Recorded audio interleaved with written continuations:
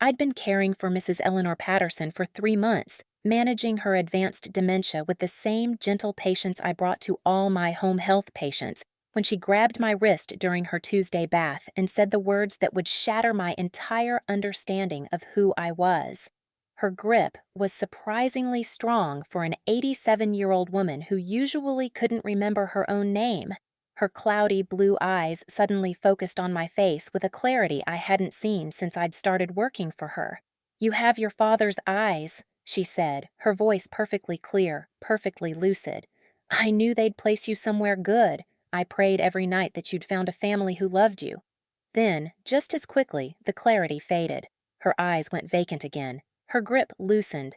She slumped back in the bath, humming tunelessly like the moment had never happened. But I stood there frozen, water dripping from my hands, my heart hammering against my ribs. Mrs. Patterson hadn't spoken a coherent sentence in weeks. Her dementia had progressed to the point where most days she didn't recognize her own daughter, Catherine, who visited every Sunday with strained patience and barely concealed frustration. And I was a home health nurse who'd been adopted as a baby from a closed adoption. I'd never known my biological parents. Never had any information beyond the fact that I'd been born in Portland, Oregon, and placed with my adoptive family 3 days later. "Mrs. Patterson?" I said carefully, kneeling beside the tub. "What did you just say? About my father?" She looked at me blankly like I was a stranger. "Time for my programs," she said in the childlike voice she often used. "My shows are on." "Eleanor," I tried again, using her first name like the dementia care training suggested. "You said something about my father. About placement. Do you know something about me?" "Nothing. Just that vacant stare and a request for applesauce." I finished her bath in a daze, my hands moving through the familiar routine while my mind raced. It had to be a coincidence. A random utterance from a broken brain making connections that didn't exist. Dementia patients said strange things all the time. They confused people, mixed up identities, created entire narratives from fragments of memories that had nothing to do with reality. But something about the way she'd looked at me, the specificity of what she'd said. "You have your father's eyes." Before we continue this story that will unravel a 30-year-old secret and connect two lives in the most unexpected way, let me ask you something. Have you ever had a moment where a stranger said something that made you question everything about your past? A fleeting comment that felt like a door opening to a truth you'd been denied? Share your experience in the comments below, and please subscribe for more stories about the secrets hidden in plain sight and the families we never knew we had. Now let me take you back to who I was before that moment in the bathroom changed everything. My name is Nicole Brennan, and I'm 32 years old. I've been a home health nurse for 6 years, working with elderly patients in their homes, helping them maintain dignity and comfort in their final years. It's hard work, emotionally and physically exhausting, but it's meaningful work. I was adopted at 3 days old by Martha and David Brennan, a couple in their early 40s who'd been trying to have children for 15 years. They gave me everything: a stable home, unconditional love, a childhood full of music lessons and soccer games and family vacations. They never hid the fact that I was adopted. It was just a fact of my life, like having brown hair or being allergic to shellfish. I'd never felt the burning need some adoptees describe to find their birth parents. I was curious sometimes, sure. I wondered about medical history, about what genetic traits I'd inherited, about whether I had biological siblings somewhere in the world. But my parents were my parents. Martha and David, the people who raised me. When I turned 18, they'd given me a folder with everything they had from the adoption, which wasn't much, a closed adoption through a private agency in Portland. My birth mother had been young, they were told. She'd wanted a better life for her baby. No names, no contact information. Just a birthday and a hospital. I'd looked at the folder once, tucked it away in a drawer, and mostly forgot about it. Until Mrs. Eleanor Patterson grabbed my wrist and told me I had my father's eyes. That night, I couldn't sleep. I kept replaying the moment, analyzing every word, every inflection in her voice. Finally, at 2 in the morning, I pulled out my laptop and started researching. Eleanor Patterson, born Eleanor Morrison in 1937. Married to Harold Patterson in 1959. One son, James Patterson, born 1961. James died in 1992 at age 31. Car accident, according to the obituary I found. Survived by his mother Eleanor, his father Harold, and his wife Melissa. Harold had died in 2003. Melissa had remarried and moved to California years ago. Eleanor had one daughter, Catherine Patterson Wells, born 1964.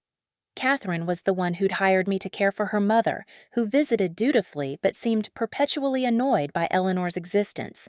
None of this connected to me in any obvious way. My birth certificate said I was born in Portland. The Pattersons had lived their entire lives in Seattle, 4 hours north. But something nagged at me. James Patterson, born 1961, died 1992. I was born in 1992, June 15, 1992.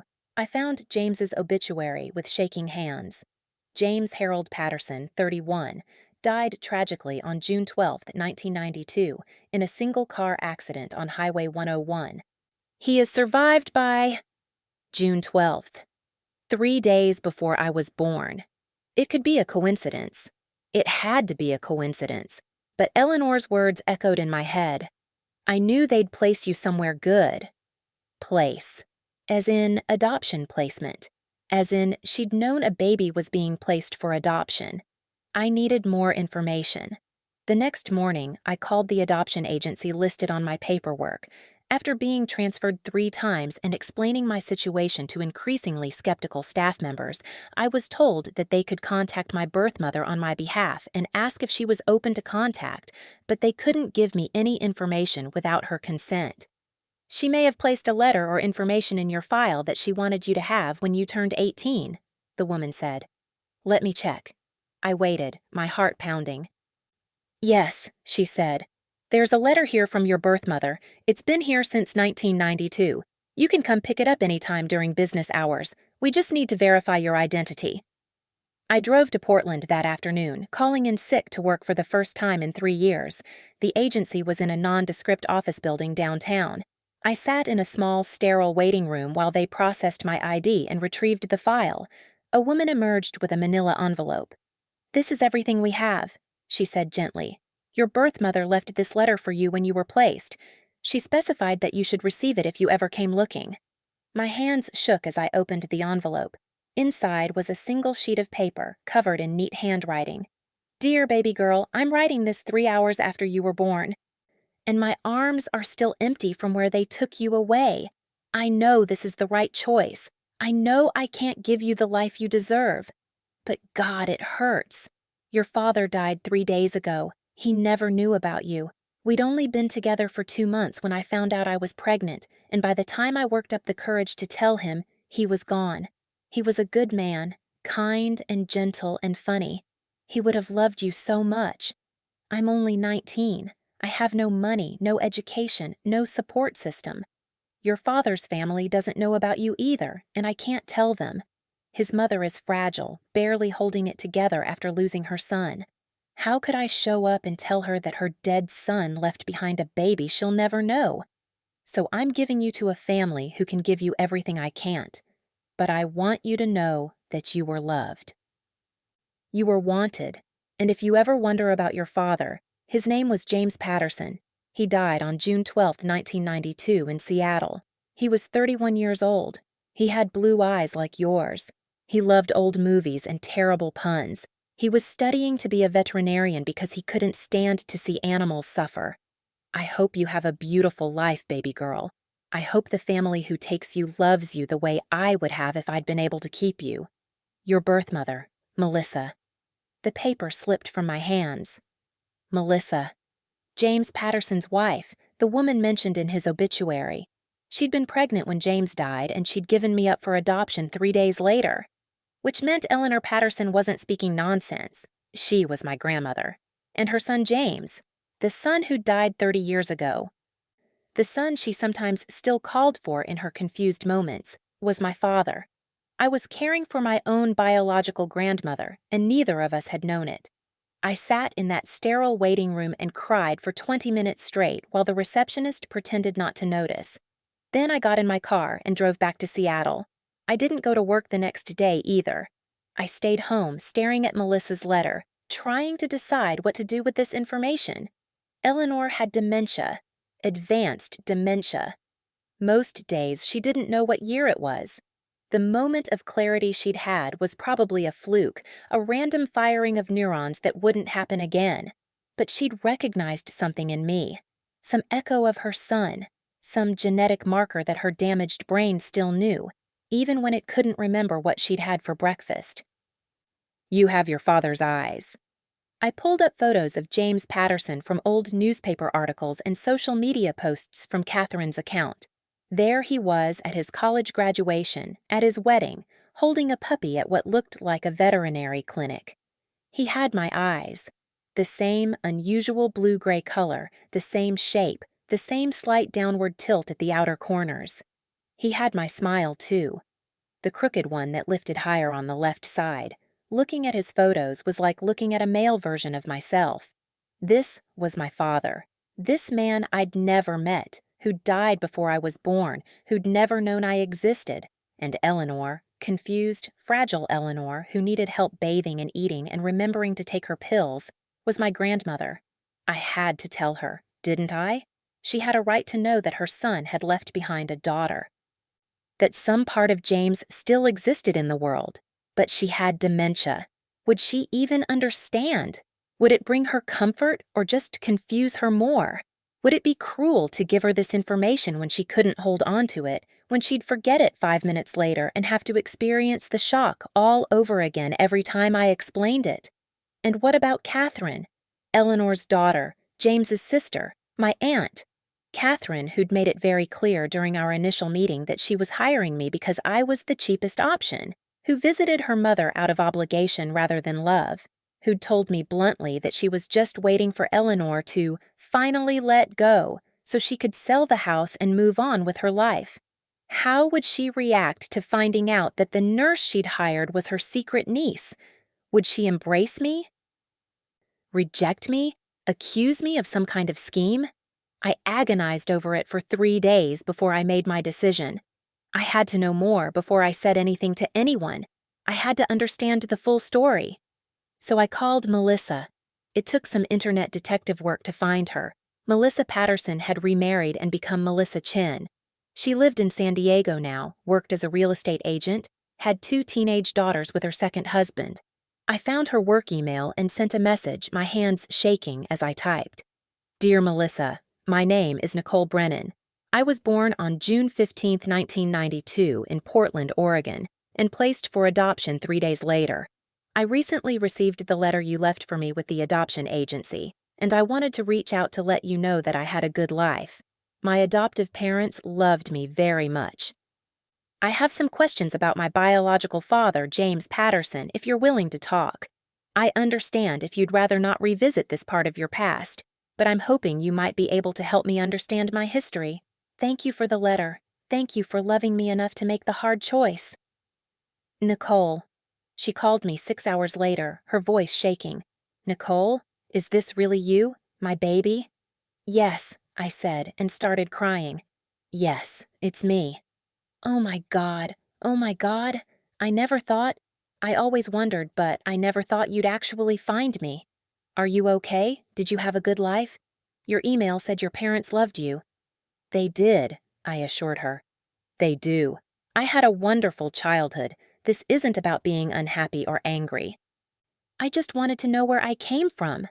I think about you every year on your birthday, Melissa said, crying openly now. I wonder where you are, what you look like, if you're happy.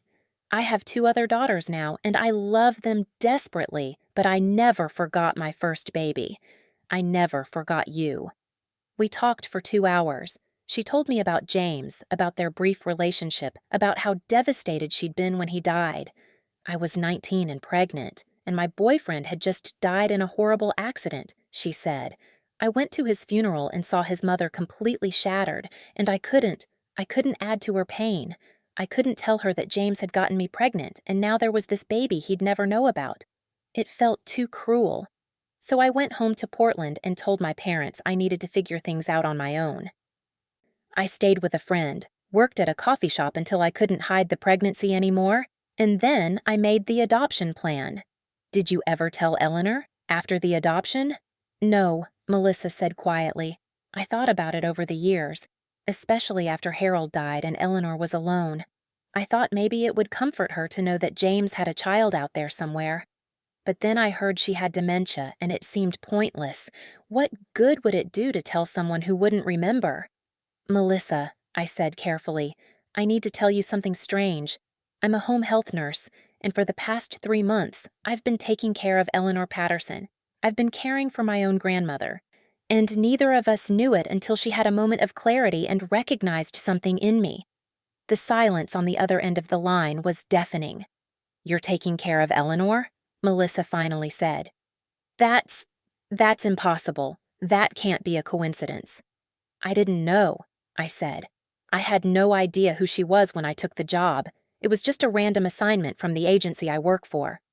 Oh my God! Oh my God!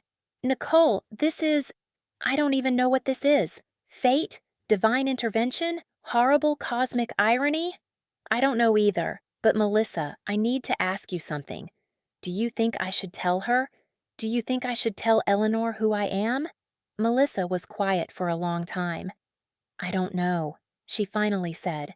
Part of me thinks she deserves to know that her son left something beautiful behind. But part of me thinks it would be cruel to give her something precious and then have her forget it immediately. She'd have to grieve James all over again every time she learned about you and then forgot. That's what I'm afraid of, I admitted. What about Catherine? Melissa asked. James's sister? Does she know? No, no one knows except you and me. Catherine was always difficult, Melissa said carefully. Even before James died, she was jealous of the attention he got, resentful that their parents seemed to prefer him. After he died, she got worse. Bitter. Angry. I don't know if she'd welcome you into the family or see you as a threat to whatever inheritance she's expecting from Eleanor. So I should just keep quiet? Keep caring for my grandmother and let her die never knowing I'm her granddaughter? I don't know, Melissa said helplessly. I don't know what the right answer is. But Nicole, whatever you decide, I want to meet you. I want to know the woman my baby became. Would you be willing to meet in person? Yes, I said immediately. Yes, I'd like that. We made plans for her to fly to Seattle the following month, but in the meantime, I had to decide what to do about Eleanor. I went back to work the next day, walking into Eleanor's house with new eyes, seeing everything differently. The photos on the mantel weren't just pictures of some old woman's family anymore. They were pictures of my family. James as a baby, as a child, as a young man. My father in all the stages of life I'd never know. Harold, stern and formal in his military uniform, my grandfather. Eleanor as a young bride, beautiful and smiling, my grandmother before dementia stole her mind. And there, in one photo, a little girl with dark pigtails scowling at the camera. Catherine, my aunt. Catherine arrived for her Sunday visit while I was helping Eleanor eat lunch. How is she this week? Catherine asked in her usual clipped tone, not bothering with pleasantries. About the same, I said. She had a good morning yesterday. Very calm. Wonderful, Catherine said without enthusiasm. She sat down across from her mother. Hi, Mom, it's Catherine, your daughter. Eleanor looked at her blankly. When's James coming? He said he'd visit. Catherine's face hardened. James is dead, Mom. He's been dead for 30 years. Don't tell her that, I said sharply before I could stop myself. The training says not to correct them about deceased loved ones. It just causes distress. Catherine looked at me coolly. I'll handle my mother how I see fit, thank you. I'm sorry, I said, biting back what I really wanted to say. You're right, I overstepped.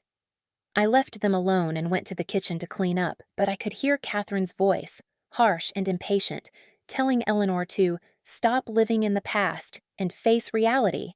When Catherine left, Eleanor was agitated, calling for James, crying that no one would tell her where her son was. It took me an hour to calm her down, singing her the old songs she sometimes remembered, holding her hand, telling her that James loved her very much and would visit soon. Lies that brought comfort. Wasn't that what we were supposed to do with dementia patients? Meet them in their reality instead of forcing them into ours? That night, I made my decision. I was going to tell Eleanor who I was, not in some big dramatic revelation, but gently, gradually, during one of her good moments if one came again. She deserved to know that her son's life had created something that continued beyond his death, that James lived on in me, in my blue-gray eyes and crooked smile, in the genes we shared, even if she forgot 5 minutes later. Even if I had to tell her 100 times, she deserved to have that moment of joy, that knowledge that some part of James still existed. The opportunity came 2 weeks later. I was helping Eleanor look through an old photo album when she suddenly touched a picture of James and looked up at me with those brief, heartbreaking moments of clarity. "You look like someone," she said slowly. "I can't remember who, but you look so familiar." "I look like James," I said gently. "Your son, I have his eyes." "James," she repeated, smiling. "My beautiful boy. He was going to be a veterinarian. He loved animals." "I know," I said. "Eleanor, I need to tell you something. Something important." She looked at me, really looked at me, and I saw recognition flickering in her cloudy eyes. "James had a daughter," I said slowly, carefully. "He didn't know about her because she was born after he died. But he had a daughter, and she's been looking for her family. She wanted you to know that she exists." That part of James is still here. Eleanor's eyes filled with tears. "James has a daughter?" "Yes, her name is Nicole, and she has his eyes and his smile, and she's right here." I took her hand and placed it on my chest, over my heart. "I'm Nicole, Eleanor. I'm James's daughter. I'm your granddaughter." For a moment, I wasn't sure she understood. Then her face crumpled and she pulled me into her arms with surprising strength. "My grandbaby," she sobbed. "James's little girl. Oh, sweetheart. Oh, my dear girl. I thought I'd lost everything when I lost James, but here you are. Here you are." We held each other and cried. This grandmother and granddaughter who'd been caring for each other for months without knowing who they were to each other. "Does Catherine know?" Eleanor asked, suddenly sharp again. "No. I haven't told her yet." "Don't," Eleanor said firmly, with more lucidity than I'd heard from her in weeks. "Catherine won't understand. She'll make it about money, about inheritance. She's always been that way. Bitter about James, resentful of his memory. If she knows about you, she'll see you as competition." "But you're my grandmother," I said. "Don't I have a right to be part of this family?" "You are part of this family," Eleanor said, taking my face in her hands. "You're James's daughter. That's all that matters. But Catherine's heart has been hard for a long time. I don't know if she has room in it for you." The clarity faded then. Eleanor's eyes went distant again, and she started asking for her programs, her shows, her applesauce. But I'd had my moment. She'd known. She'd recognized me. She'd called me her grandbaby. Over the next few weeks, I told Eleanor 3 more times during her brief moments of lucidity. Each time she cried with joy. Each time she held me and told me I looked like James. Each time she warned me about Catherine, and each time she forgot within minutes. But that was okay. I wasn't telling her so she'd remember. I was telling her so she'd have those moments of joy, those brief windows where she knew that her son's life had created something beautiful that continued beyond his death. Melissa flew to Seattle in November. We met at a cafe downtown, 2 strangers who shared blood and a complicated history. She was petite and blonde, nothing like me physically, but when she smiled, I saw something familiar. Warmth, gentleness, the same quality I'd seen in photos of James. "You're so beautiful," she said, tears already streaming down her face. "You look so much like your father. God, it's like seeing a ghost." "Thank you for meeting me," I said. "Thank you for the letter. Thank you for everything." We talked for hours. She showed me photos of my half-sisters, told me stories about James, apologized 100 times for giving me up even though I kept telling her I understood. I wasn't angry. I'd had a good life. Do you want to meet Eleanor? I asked. Before it's too late? Melissa hesitated. I don't know if that's a good idea. The last time I saw her was at James's funeral, and I was just the girlfriend, just peripheral. If I show up now and tell her I gave away her granddaughter, I don't know if that would bring her peace or pain. She knows about me, I said. I've told her. During her good moments, and she's happy about it. She calls me her grandbaby. You told her? Melissa looked shocked. Does Catherine know? No, Eleanor told me not to tell Catherine. She said Catherine wouldn't understand. She's probably right, Melissa said. Catherine was always jealous of James. This would just confirm all her worst feelings about being second best. But I'm not trying to replace anyone, I protested. I just want to know my family. I just want to be part of something. I know, sweetheart, but family isn't always about blood. Sometimes the family we choose is stronger than the family we're born into. She was right, of course. My real family was Martha and David, the parents who'd raised me and loved me unconditionally. Eleanor was a genetic connection, a link to a father I'd never known. But she couldn't be my grandmother in any real sense. Her mind was too far gone. But still, it meant something, knowing where I came from, knowing whose eyes I had. Eleanor died in her sleep on a Tuesday night in January, 6 months after I'd started caring for her. Catherine called to tell me, her voice flat and businesslike. My mother passed away last night. Obviously, we won't be needing your services anymore. I'll mail you a check for the final week. I'm so sorry for your loss, I said, meaning it despite everything. Thank you, Catherine said without emotion. She'd been declining for so long, it's almost a relief, for both of us. I wanted to scream at her. This was your mother, my grandmother, James's mother. How can you be so cold? But I said nothing. I just hung up and cried for the grandmother I'd barely gotten to know. The funeral was small. Catherine, a handful of Eleanor's elderly friends from church, and me, sitting in the back, anonymous in my grief. Catherine delivered a eulogy that was perfunctory and emotionless, talking about Eleanor's volunteer work and her garden club like she was reading from a resume. No one mentioned James. No one talked about the son Eleanor had lost 30 years ago, the son she'd called for until the day she died. After the service, I approached Catherine carefully. I just wanted to offer my condolences again, I said. Your mother was a wonderful woman. It was an honor to care for her. Thank you, Catherine said, already looking past me toward the parking lot. She spoke well of you. Said you were kind. Did she?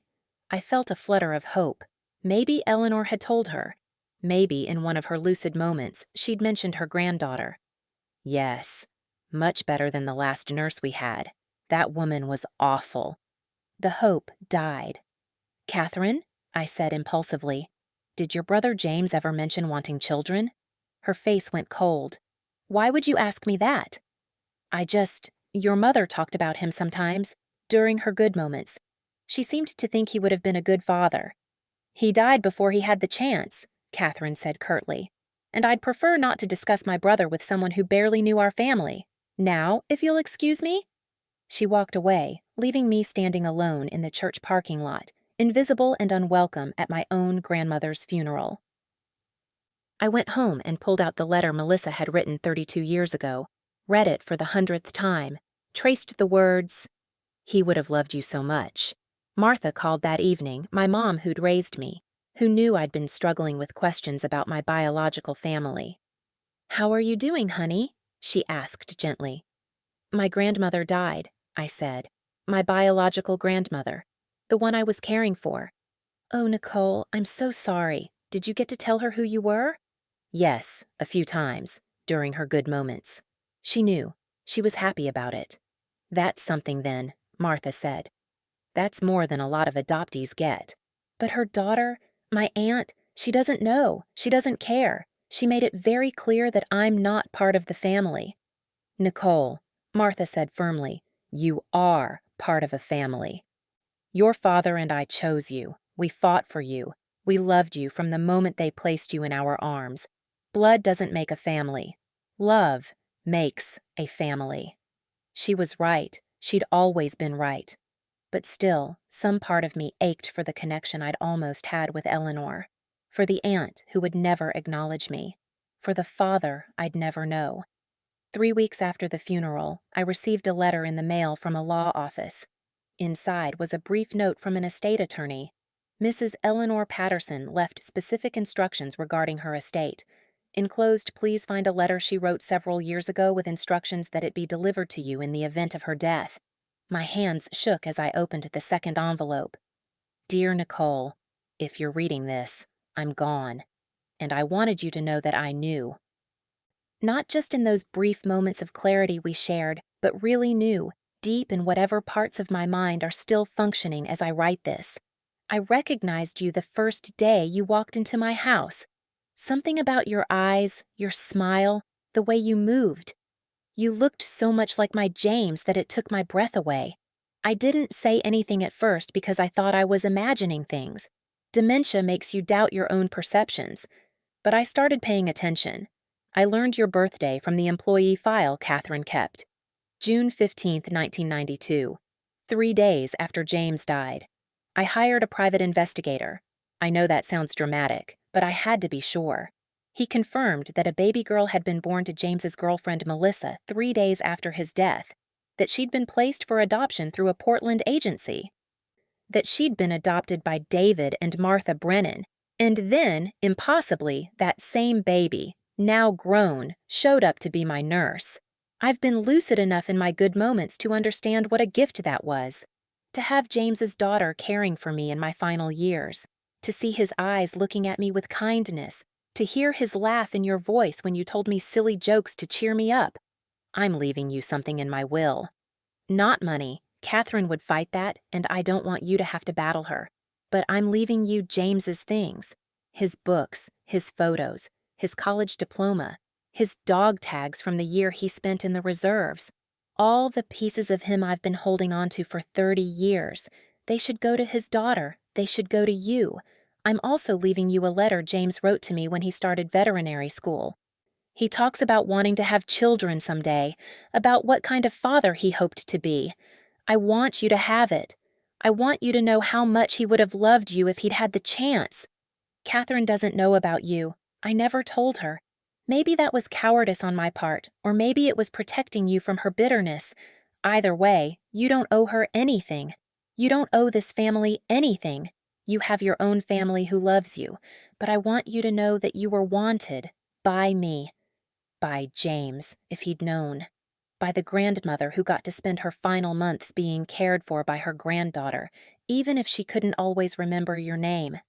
Thank you for the kindness you showed an old woman with a broken mind.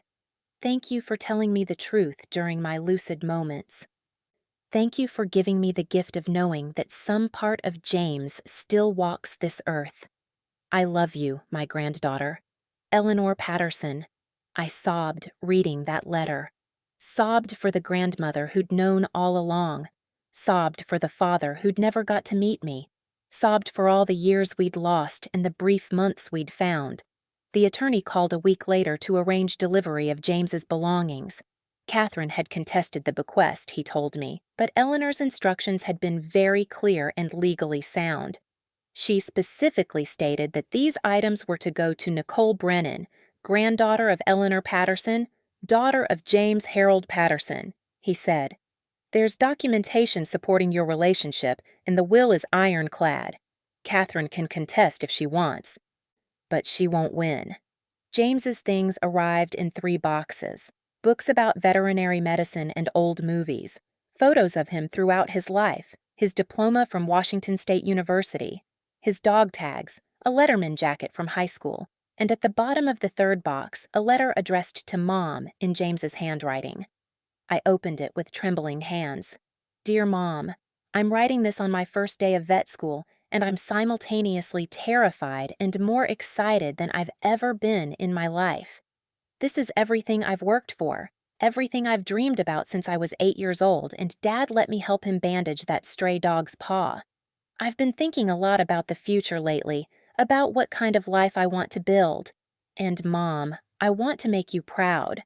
I want to be the kind of man who makes a difference, who helps things that can't help themselves, who leaves the world better than he found it. Someday, when I have kids of my own, I want to teach them the things you and Dad taught me: kindness, compassion, the importance of caring for creatures who can't speak for themselves. I want them to see me the way I see you and Dad, as someone worth looking up to. I don't know if I'll be a good father someday. I hope I will be.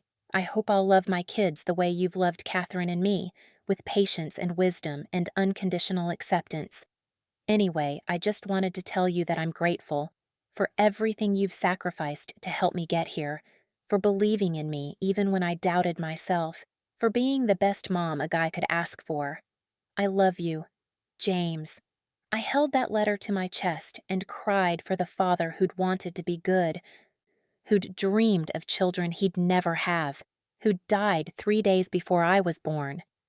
But he'd had a child, me, and even though he never knew it, he'd left me something precious, a legacy of kindness and compassion that Eleanor had seen in me during those final months.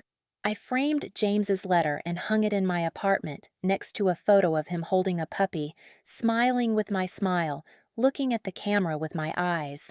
Melissa flew up for a weekend, and we went through James's things together. She told me stories about each item. This was the book he'd been reading when they met. This was the jacket he'd worn on their first date. This was the photo taken the week before he died. He would have been such a good father, she said, touching his face in one of the photos. He was so gentle, so kind. You got the best of him, Nicole.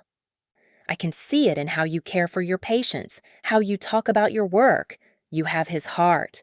Catherine never contacted me, never acknowledged the bequest or what it implied about my relationship to Eleanor and James. And that was okay.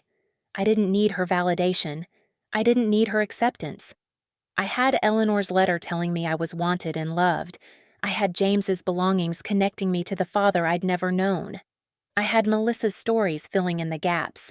I had Martha and David's unwavering love as the parents who'd raised me, and I had the knowledge that for 3 months I'd cared for my grandmother without knowing who she was, that I'd brought her comfort in her final days, that she'd known who I was and had been grateful for it.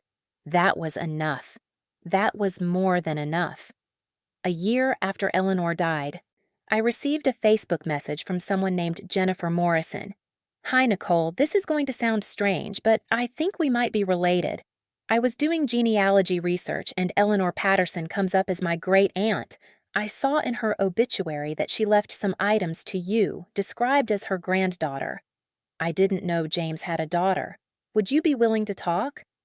I stared at that message for a long time, my finger hovering over the reply button.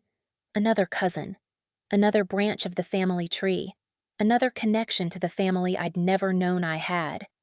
I thought about Catherine's coldness, about the pain of being rejected by someone who should have welcomed me, but I also thought about Eleanor's joy during those lucid moments, about Melissa's tears when we first met, about the unexpected gift of finding family in the most unlikely place. I typed back, Hi, Jennifer. Yes, I'd be happy to talk. I have a lot to tell you about Eleanor and James. Because that's what James would have wanted. That's what Eleanor had wanted when she left me his things. Not to hide who I was, but to claim my place in the family tree, complicated as it was. I was Nicole Brennan, daughter of Martha and David, but I was also Nicole Patterson, daughter of James, granddaughter of Eleanor, and both identities were real. Both families mattered. Both stories were mine. Sometimes the most profound connections happen when we least expect them. When a dying woman's broken mind recognizes something true that her lucid mind had hidden. When a nurse caring for a stranger discovers she's caring for her own grandmother. When DNA and destiny conspire to bring family together in the most unexpected ways. Eleanor had dementia, and I'd found her anyway, or maybe she'd found me. Either way, for 3 precious months, a grandmother and granddaughter had cared for each other, and love had existed even when memory didn't. That was the real miracle. Not the coincidence that brought us together, but the love that grew in the space between us, even when neither of us fully understood why. Have you ever felt an inexplicable connection to someone? only to discover later there was a reason? Have you found family in unexpected places? Share your story in the comments below. If this touched your heart, please subscribe for more stories about the families we find, the secrets we uncover, and the love that transcends even the loss of memory itself. Thank you for watching, and remember, sometimes the people we're meant to find have been there all along, just waiting for us to recognize them.